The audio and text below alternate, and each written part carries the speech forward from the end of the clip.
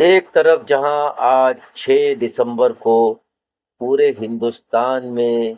بابری مسجد کی شہادت کی برسی منائی جا رہی تھی، تو وہیں بنگال کے شہر مرشید آباد میں ہمایوں کبیر نامی ایک ترنمول کانگریس کے سابق لیڈر نے بابری مسجد جیسی مسجد کا سنگ بنیاد رکھا۔ ہمایوں کبیر کو اس اقدام کے سلسلے میں پارٹی سے معطل کر دیا گیا ہے، اور انہیں اس کی کوئی پرواہ نہیں ہے کہ انہیں پارٹی سے الگ کر دیا ہے، بلکہ انہوں نے ممتا بنرجی پہ بھی تنقید کی کہ وہ جو وزیر صحت بھی ہیں جا کے ہسپتالوں کا جائزہ لیں جہاں مریضوں کے پاس بیڈ نہیں ہے، جہاں مریضوں کے پاس صحیح وقت پہ دوائیں نہیں ہیں، مریض زمین پر لیٹنے پہ مجبور ہے۔ آج وہ قانون اور سنویدھان کی بات کرتی ہیں، انہیں تو پہلے اپنے حالات کو دیکھنا چاہیے۔ انہی نے کہا کہ ایسے موقع پہ جب ملک بھر میں آج بابری مسجد کی شہادت کی برسی منائی جا رہی ہے تو وہ سنگ بنیاد رکھ رہے ہیں۔ ان کے اس جواب میں بی جے پی نے اعلان کیا ہے کہ وہ مرشید آباد میں بھی رام مندر کی تعمیر کریں گے۔ بہت اچھی بات ہے، جہاں ایک طرف بابری مسجد جیسی مسجد تعمیر ہوگی تو وہیں رام مندر جیسا ایک مندر تعمیر ہوگا۔ یہ تو محبت اور اخوت و بھائی چارے کی مثال ہوگی۔ یہ مرشید آباد وہی علاقہ ہے جہاں نواب سراج الدولہ کا ایک زمانے میں دبدبہ تھا، لیکن انگریزوں سے لڑتے ہوئے وہ یہاں شہید ہو چکے ہیں، لیکن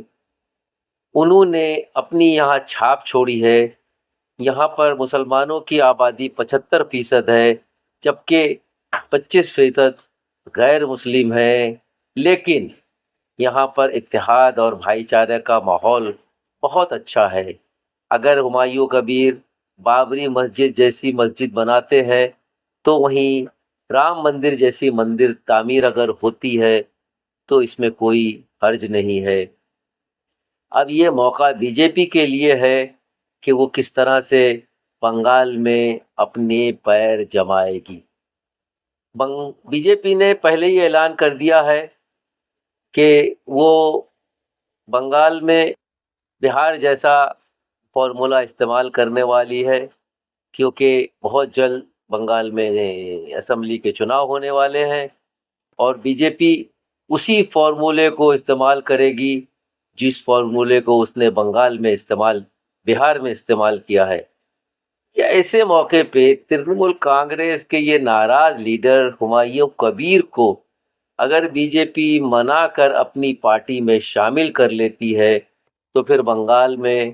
اس کا قبضہ ہونا بہت آسان ہو جائے گا۔ کافی حد تک بی جے پی کی سپورٹ میں ترنمول کانگریس کے لوگ آ جائیں گے اور بی جے پی کو کافی فائدہ مل سکتا ہے۔ اس کے لیے بی جے پی خود غور کر رہی ہے کہ شاید ہمایوں کبیر اپنی پارٹی بنانے کے بجائے ان کی پارٹی میں بی جے پی میں شامل ہو جائیں تو شاید بنگال میں کچھ اور حالات بی جے پی کے لیے بہتر ہو سکتے ہیں۔ ویسے یہ تو بہت ہی مشکل کام ہے کہ بی جے پی بنگال میں اپنے پنجے